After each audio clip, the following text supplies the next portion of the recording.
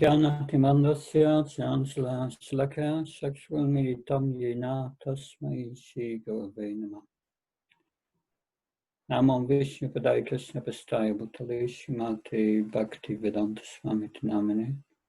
Namaste Saraswata Devi Gauravani Pacharani Nirvishesha Sunyavadi Paskachai Desatarani. Srila Prabhupada Ki. So this evening I will speak on verse 7.4 of Bhagavad Gita and verse 8.6. Both are related to the importance of the subtle body. In verse 7.4, Lord Krishna explains his external energies, that is material energies. I will read this verse. Om Namo Bhagavate Vasudevaya. Bhumirapanalvar Kamanabodevsha Ahankaritya Mebina Bhagatyashtata. Earth, water, fire, air, ether, mind, intelligence, and false ego, Lord Krishna says. These all together, it is 8 together. It says Bina. Prakriti Astata. Astata means 8. 8 separate energies. The energies are Bina, are separated. But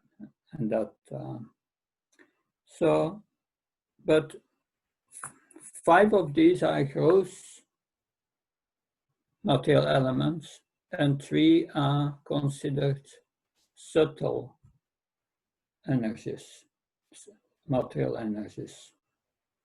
And today we will discuss these 3 subtle material energies and try to understand them more deeply. So what are the subtle energies? What are the gross energies? Earth, air, ether, fire, water. These are gross elements which constitute the gross material body. But then the subtle body is composed out of 3 subtle elements. First is mana, mind. It is just thinking, feeling, and willing. That the mind, the thinking, feeling, willing, and that is done on the platform of the subtle body, subtle energy. And its activities can be perceived through the brain activity. So the subtle bodies, the mind is connected with the brain, the synapse, that's very subtle. That the mind means thinking, feeling, and willing. There are even Western philosophers who have said, I think, so I am. So it's clear they are identifying identifying with their thinking, feeling, and willing. They think I'm thinking, feeling, and willing. But here, Krishna says, this is my separate energy. In the next verse, he will say, besides this inferior energy, there is my higher energy, which comprises the living entities. Aparyam itas tvanyam pragatim vidame param. There is a higher energy, the spiritual energy, the living entity. So living entity is different from the mind. That the mind is an instrument we use, and the mind is an instrument we must control. When we sleep and we dream, the mind has no control, and it created crazy things, a totally illusory world. The mind must be under control of the next subtle element, the buddhi, the intelligence. is our sense of discrimination. So it's a Buddha that says what to do, what not to do. That it needs to control the mind, tell them what to do and what not to do, and engage the mind. That's important. Otherwise, one gets situations of madness. So Buddhi is a sense of discrimination. That Buddhi is like a part of the subtle body of the mind. But in the beginning, when a child shows, the Buddhi is not developed. Therefore, normally, you have the thinking, feeling, and willing, and intelligence is between. It's more to explain more in detail. You have the subconsciousness that's called chitta in Sanskrit. Subconsciousness, or it's a storehouse in the subtle body of all our past experience in a form of samskaras and impressions from previous lives. But you have also in the chitta, you have all our experience from last life. That so how does it work? It's like I've here Praneshwar Govinda Prabhu with me. If I look at its face, this impression goes into the eyes and goes to the mind. And the mind consults the chitta with all the and goes very quickly to all, the mind, it goes to the intelligence, and intelligence has access to the chitta. And it goes to all the experience of life and said, yes, I know this person. Yeah, that experience, that experience, that experience. And then the Buddha come back to and tells to the intelligence, oh, that's Praneshwar Govinda. That's how it works. It's a little, I hope you can understand this. I would have better made it graphical, but like children, this Buddha is not developed, and there the mind has direct contact with the chitta in the past experiences. So you can see by a child that it gets an experience, immediately it goes to the chitta, verification of past experience, and come back, and if the experience is bad, it starts to cry immediately. There's no control by the intelligence. So the function of the intelligence, it develops in the subtle body as we get older, as we become adult and so on, and we get control over things. Well, some may have not. Non-devotees are mostly controlled by their desires. But anyway, mostly, for most people, the body and the mind, they are contaminated with lust, anger, greed, and so on. Lust, Krishna says, lust is in the mind, in the intelligence, in the senses, and avitam jnanam etenam, jnana nityavarina. Avitam means it covers our intelligence. What does it mean? It makes the intelligence act as we are the body.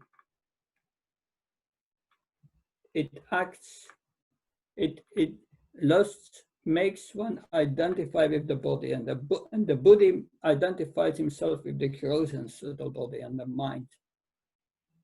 And that's called false ego. that creates false ego. I'm the body. See here, we have the three elements of the subtle body, mana, buddhi, ahankar. But now, this is the conditioned soul. But let's have a look at the liberated soul. And Srila Prabhupada reveals that in a purport of 175. That's the purport where Srila Vyasadeva has a vision after being instructed by Narada to meditate with devotion of the absolute truth and then write the Bhagavatam. So when Srila Vyasadeva started to do that, then at that time he had a vision. And he saw the spiritual world and the material world, and he saw the conditioned souls and the liberated souls. In that purport, Srila Prabhupada writes this purport, and I'm going to read it. And you will see how it reveals how in our original state we have our original thinking, feeling, willing, and our original sense of discrimination. It says the living entity misunderstands himself to be a material product. This means that the present perverted way of thinking, feeling, and willing are under material conditions that are under material conditions. The living entity misunderstands himself to be a material product. This means that the present perverted way of thinking, feeling, and willing under material conditions is not natural for him. So that situation of having a separate mind and a separate intelligence, Srila Prabhupada said, that's not natural. But he has his normal way of thinking, feeling, and willing. The spirit soul has its normal way of thinking, feeling, and willing. The living being in his original state as a spirit soul is not without thinking, willing, and feeling power. That's important information. It is also confirmed in the Bhagavad Gita that the actual knowledge of the conditioned soul is now covered by nations. This means that as a spirit soul, we have our own thinking, feeling, willing, and intelligence, which is not separate from our being. But when you try to use a spiritual body for selfish actions, then first this subtle body is created. Subtle body, and you get a separate mind and intelligence, which forms a false ego. That's created by that.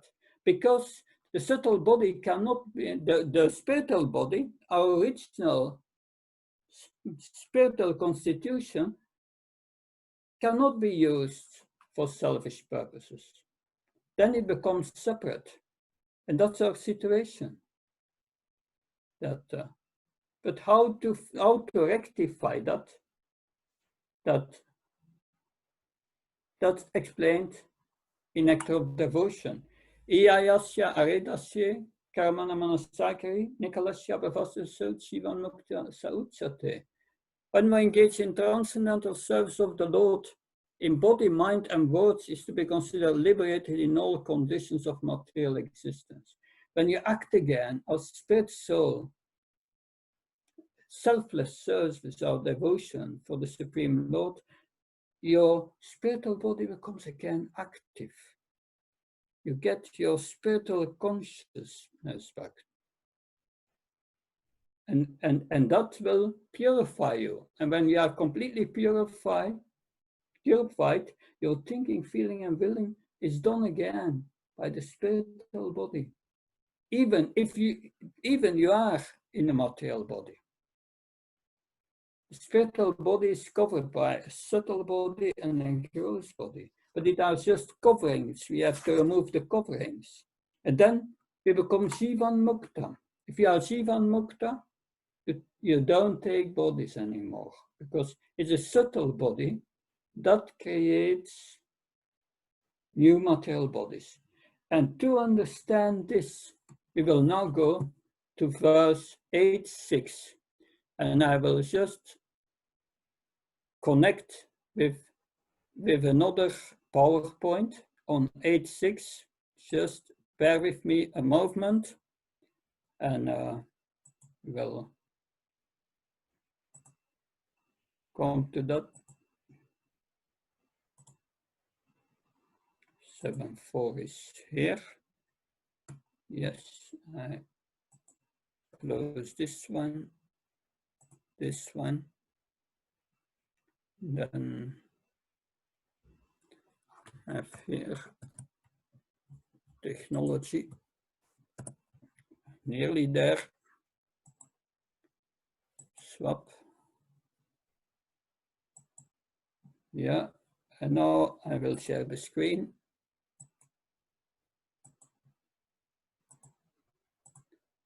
So here we are, the subtle body generating the next gross body.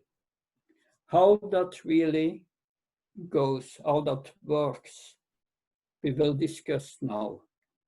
And it will reveal a lot of points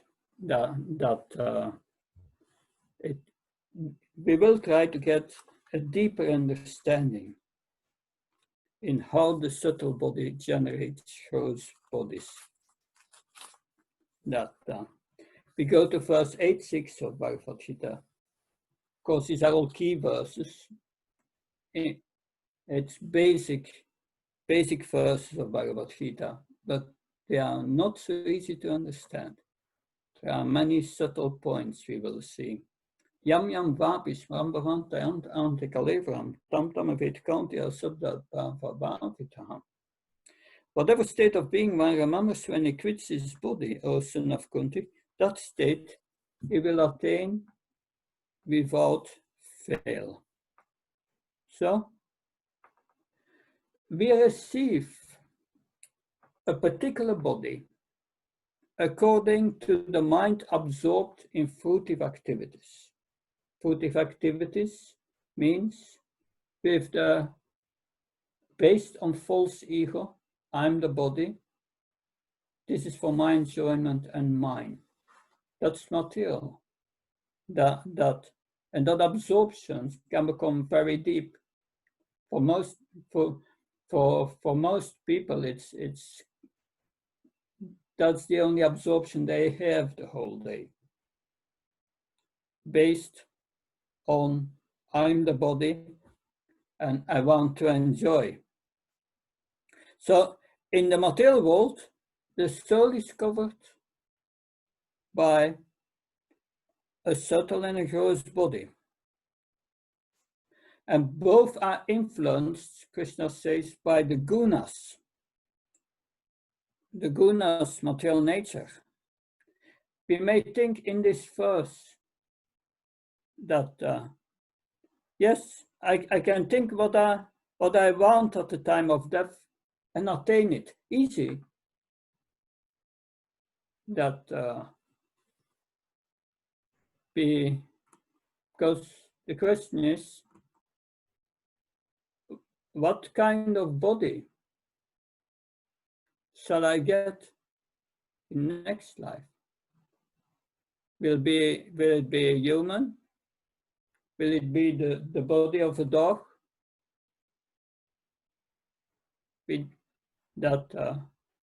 This verse says, yes, it's according to your absorption of the last thought. We say here, this man is dying, but he wanted to see last time his horse. What will he become in his next life? What will be his future body? A question. we see here Bharat Maharaj. That Bharat Maharaj started on a deer, and he became a deer in his next life. But there are other factors. It's not just what we think at the time of death. We will see that Bharat out of a deer because he was attached to it and he became a deer, but his consciousness was not that of a deer. He retained his spiritual consciousness. He remembered his past lives. He knew everything what happened. He went back to the ashram, hearing from the sages, the scriptures, until the time was there to leave his body. And that's interesting. His consciousness was not that of a deer, although he had the body of a deer. So one can think, I become a rich man, and one may become a rich man, but one may be completely miserable. So trying to think of something at the time of death is not the only factor. Even to think about what you plan to think at the time of death, that may not happen. You might die in an accident, or you might go into coma. That you may die when you sleep. You may die in great pain. That we don't have control over it. So how can you control your mind and sense at the time of death? That is another problem. That thinking of what you want at the time of death is not the only factor.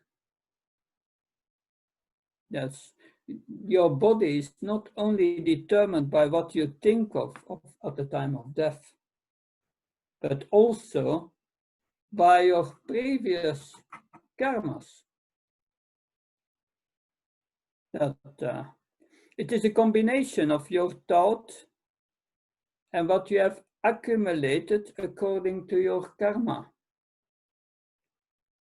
The activities you do in life are one factor.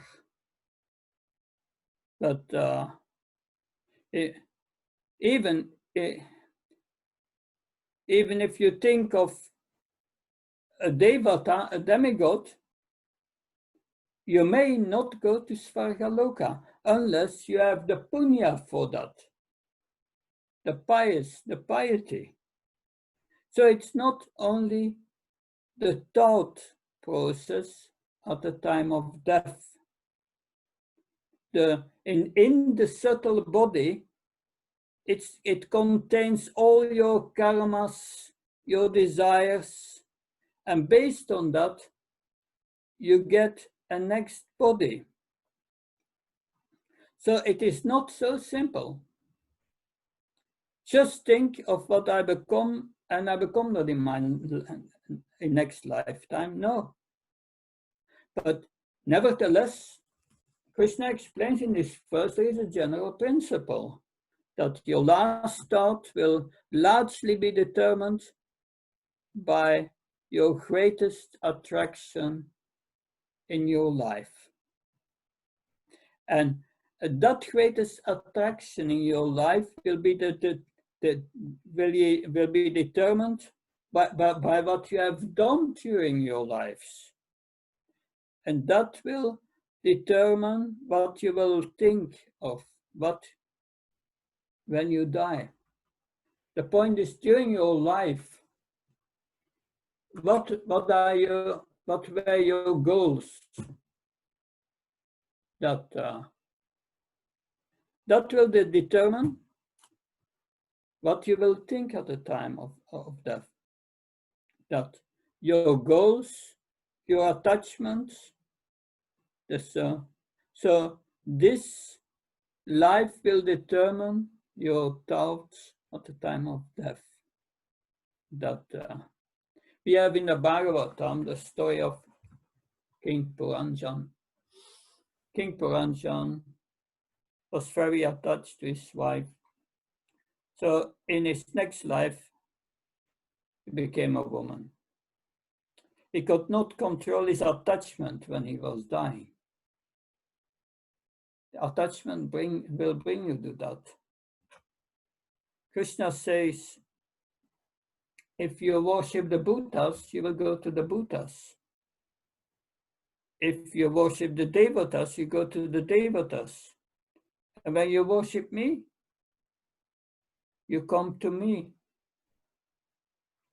So due to our practice during our life, we develop a certain attachment for a certain goal, for a certain demigod, and then you can go to that demigod because you can go there because you are becoming attached to that demigod. So our conduct during our life is important. That our activities, that what do we do during our lives, that will determine our next life. That our activities will produce karma, and that karma determines your next lifetime. That so this is important, that it is more complex than just of what you think about the time of death. That if you have certain goals and certain activities, all your thoughts, all your being go into that direction. To attain our goal, we are performing activities. These activities can be according to Dharma, the scriptures, or can be adharmic. Like the Vedic system is as such, for example, to attain the Devatas, one has to follow Dharma. Of course, we are not following that. We are following Paradharma, the highest Dharma, which we discussed a few days ago in the Bhagavatam class of Vaipam Saparoda Moriyato Bhaktoya Dakshri Ahaitke Patayatayatma Shupashidati. Highest occupation of humankind is loving devotional service to the Supreme Personality of Godhead, which has two qualities, Hahaituki Apatiyata, is without material motivation and uninterrupted. That so that's the Paradharma, the highest Dharma. But if one follows Karma Kanda, the Dharma of performing pious activities, yes, that so we, according to the goal we choose, our goal can be adharmic. If one runs a slaughterhouse, good luck. That then that means adharmic, your activities are not supported by the scriptures. They are sinful, and you will get suffering accordingly. That so the end result will be determined by all the activities you do in your lifetime, and not only this lifetime, also the activities of previous lifetimes. Of course, when we become devotees, all that karma is practically, and you chant for many years, all that karma is practically gone. That, of course, we want to think of Krishna at the time of death. But whether that happened or not, our consciousness will not be degraded. We see that from the example of Bharat Maharaj. He got the body of a gross body of a deer, but his consciousness was still elevated. That he was on the Bhava platform practically. No, Srila Prabhupada in the purport of 9293 says that one who is on the Bhava platform does not fall down. There's no chance of falling down, even he says. But Bharat Maharaj is an really extreme example, and it shows the danger of engaging in activities other than devotional service. He was practically liberated, but then he deviated from his practice. And that was an issue. But still, his elevated consciousness remained. So there are multiple factors in the determination of the next body. Because there are so many factors, it may be very difficult to determine what our next body is. We have seen we have the example of, in Krishna book, of King Riha, who became a lizard. That the youngsters of the Yadus were playing and they found in a well a big lizard, and they could not lift him out.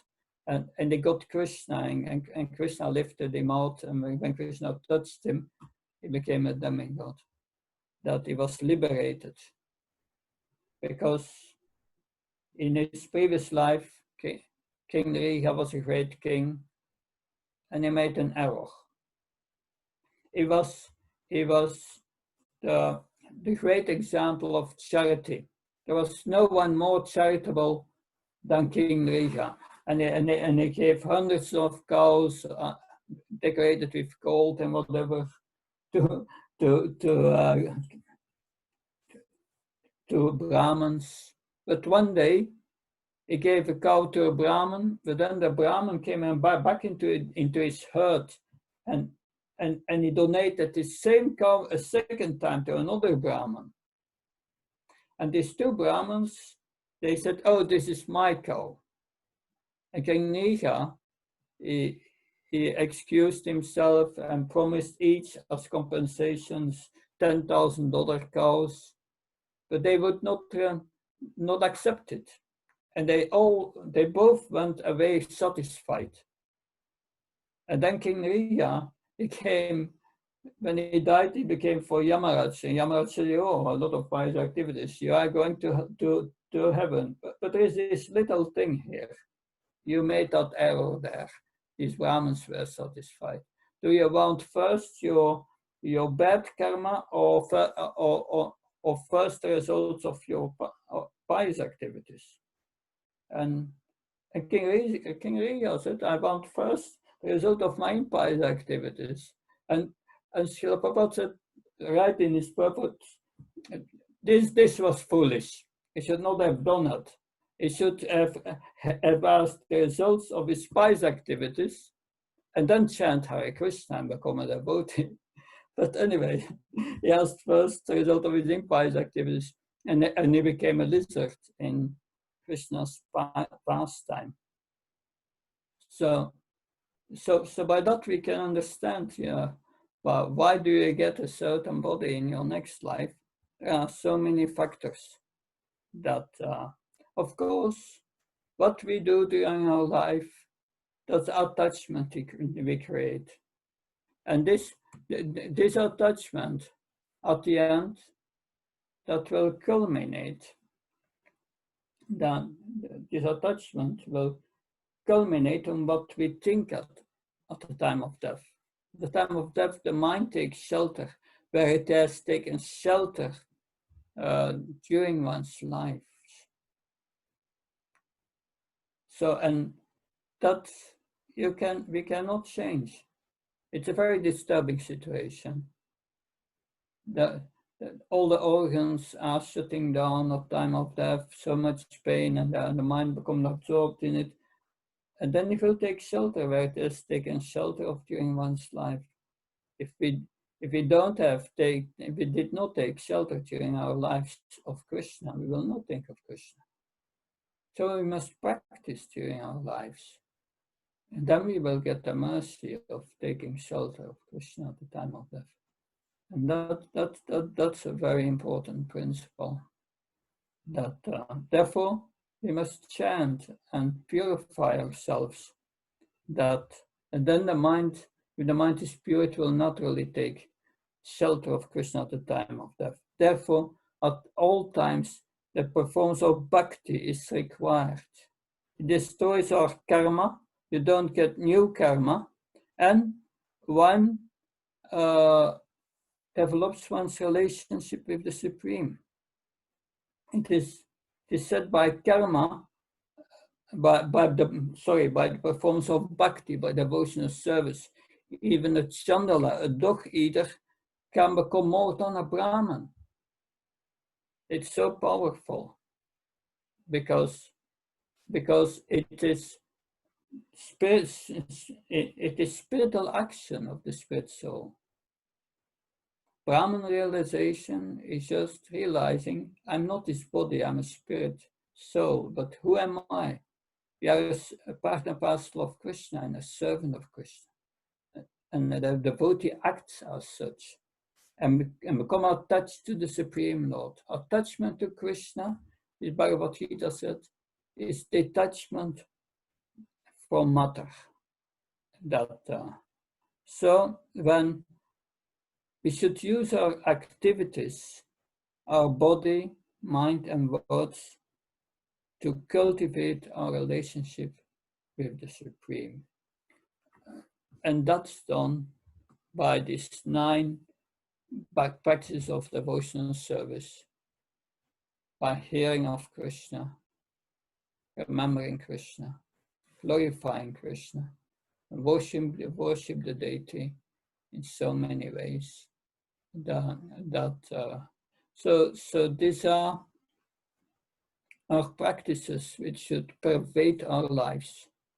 We should concentrate always our mind with devotion on Krishna in activities dedicated to him.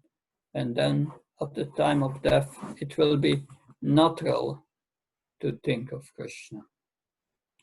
So I hope this gave you a deeper insight on how the subtle body creates a gross body.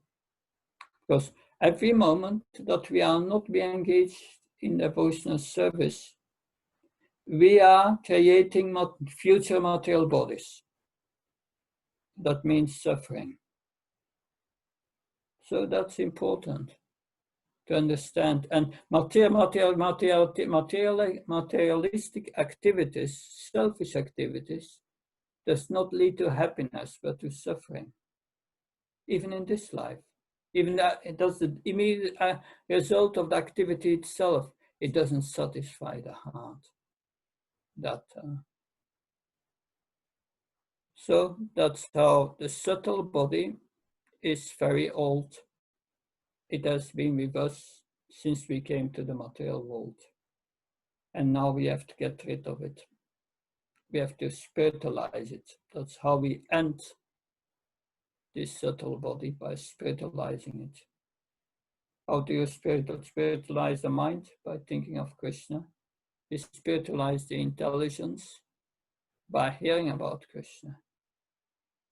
And then gradually we become purified by engagement in devotional service. And our false ego dies. And the material and the spirit, the material mind, the intelligence that is gone. And then we are on the spiritual platform. If you are on the spiritual platform, then you feel the presence of your spiritual body. Then you are self-realized. It's an act of instruction. Then once one is in that position, one should go to Radha Kund and serve the Supreme Lord in his Siddhadeha, his spiritual identity. But that will be revealed.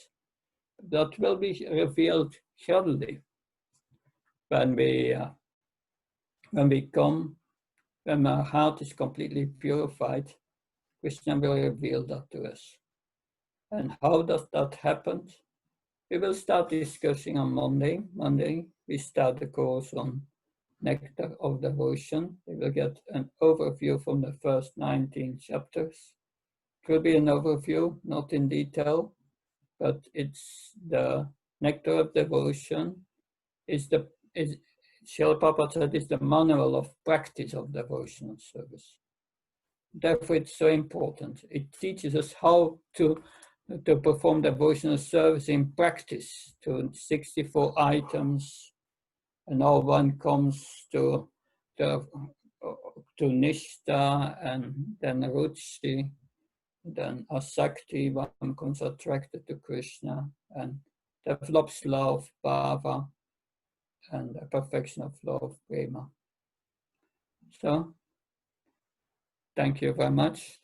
Are there any questions on this very important subject matter of Bhagavad Gita today?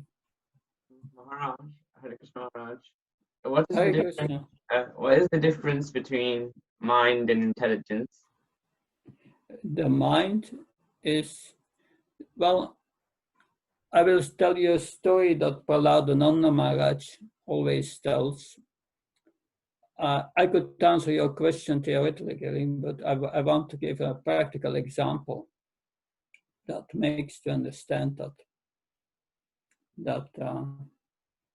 So in Bhagavad Gita, Krishna says, most subtle than the object of the senses are the senses. More subtle than the senses is the mind, that subtle energy. And more subtle than the mind and higher is intelligence. And higher than the intelligence, Krishna says at the end of the 3rd chapter, is the soul. So the soul must be the controller of the intelligence, the mind, and the senses. That's the liberated stage. But mostly people are controlled by their minds. The mind says, I want to eat that I want to enjoy that, I think that feels good. It feels good, let's do it. Then the intelligence says, no, you cannot do it. That will be bad for your health. Or it's immoral.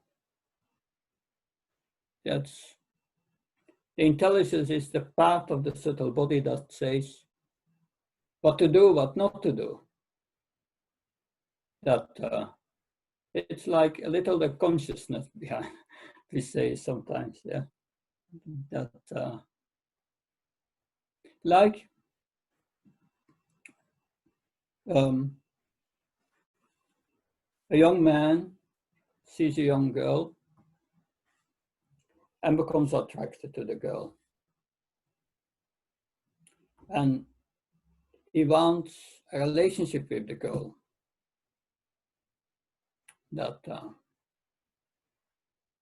Because for a man, a girl, that all the senses of the man becomes attracted to the girl. The man wants to touch. The young man wants to touch the girl. Because it's soft. It's nice to look at. Well, that's an illusory energy. That's nice to look at. And when she speaks, it's very sweet. All the senses are attracted. And that's how nature arranges it. And that attraction of the senses comes into the mind. And the mind said, yes, that would feel good. That's what I want. Let's go for it. let's run after her. But then the intelligence comes in between and said, you cannot do that. That's immoral. That you see this big man behind her could be her husband. But the mind says to the intelligence, you old fool, with your morality.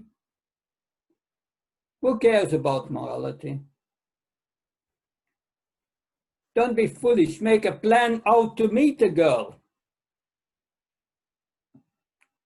And the intelligence replies, yes, you can write her an email. You promise her the sun and the moon. And you throw some stars also. But don't sign the letter, because a man behind her may be her husband and he's very strong. So that's the mind and intelligence of a conditioned soul. It's the intelligence that overwhelms by lust. It's a mind that overwhelmed by lust overcomes the intelligence and misuses the intelligence for sense gratification. And the soul is just a zombie. It does not exist because one thinks I'm the body. And the soul is tossed by the modes of material nature, by the mind and the intelligence, and is drawing into all of this. That's the conditioned state of life. That if it feels good, do it. And there are many demoniac modern philosophers who go with that. Yes, if it feels good, do it, because otherwise it will be bad for your immunity system. You want to eat cow flesh, you kill thousands of cows, but just get what you want, otherwise you will feel bad. And that's very demoniac. But then, in the Bhagavad Gita says, the mind must control the senses. But the mind must be directed by the intelligence in all cases. It must be directed by transcendental intelligence. Therefore, we must hear Bhagavad Gita. We must hear Bhagavatam. We must hear the scriptures. If we hear sufficiently, then the soul will get faith in transcendental knowledge. Yes, what Krishna says is right. And with that faith, the soul directs the intelligence. And the intelligence directs the mind to be engaged according to the scriptures in devotional service. And that's the liberated position. That's the position in devotional service. So the mind must always be subordinate. That the mind is what to do, what not to do. And the intelligence is what to do and what not to do. And the intelligence and the mind is thinking, feeling, willing, emotions, feelings, and so on. They must be under control by the intelligence. And that's very important to understand that mechanism. In devotional service, everything is controlled. And then you become sane. If the mind controls the intelligence to misuse it in sense gratification, it's insanity. People are mad. Therefore, Srila Prabhupada wrote, he said, who is mad?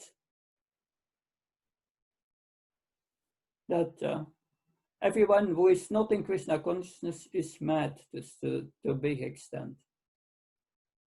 That insanity comes when we become Krishna conscious.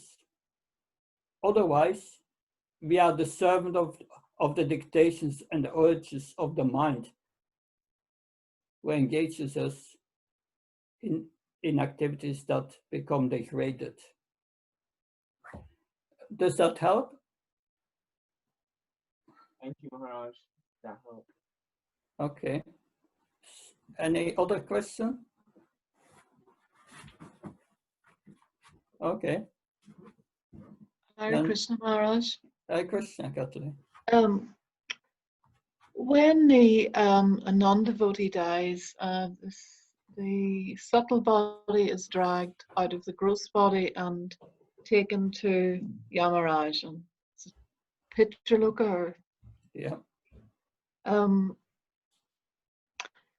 and then punished.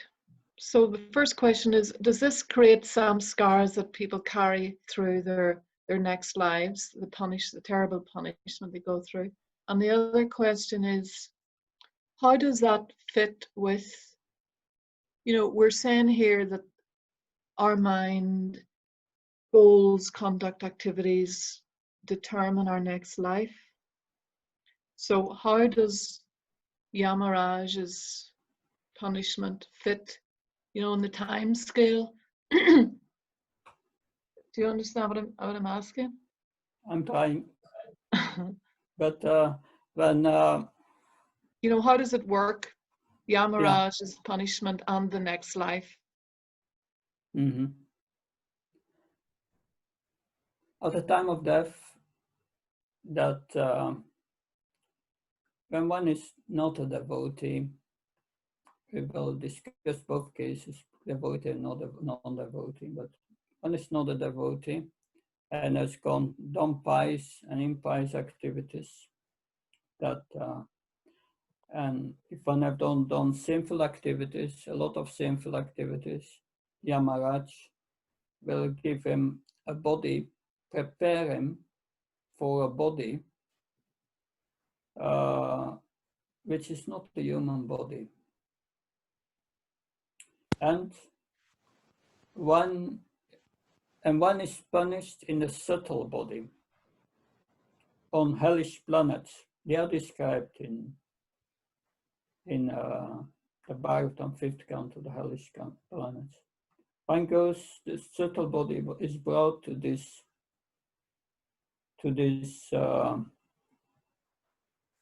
hellish planet, and there is prepared for the next body.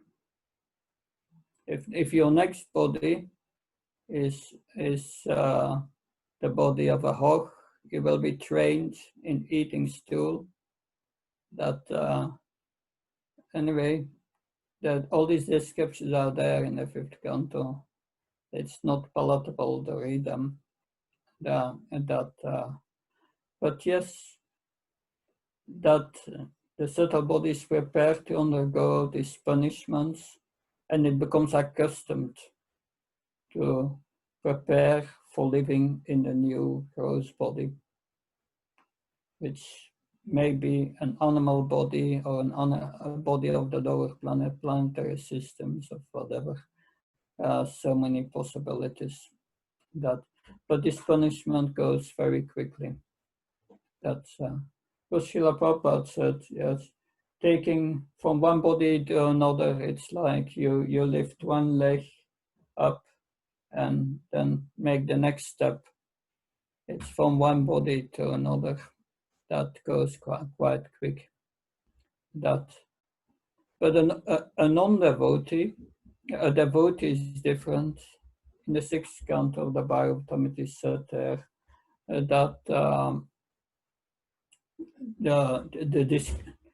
Yamaraj in this discuss instructs the Yamadutas, and it says, you never approach those with tilak on their forehead or kantamala. Stay far away from them. So one may think, if I don't think at the time of death of Krishna, will I become before Yamaraj? I go with March, Bhakti Sharmaj said, yes. Who is Yamaraj? Yamaraj is one of the 12 Mahajans. That's good association. So suppose you come before Yamaraj. Yamaraj will see, oh, that's a devotee. He tries to become a devotee.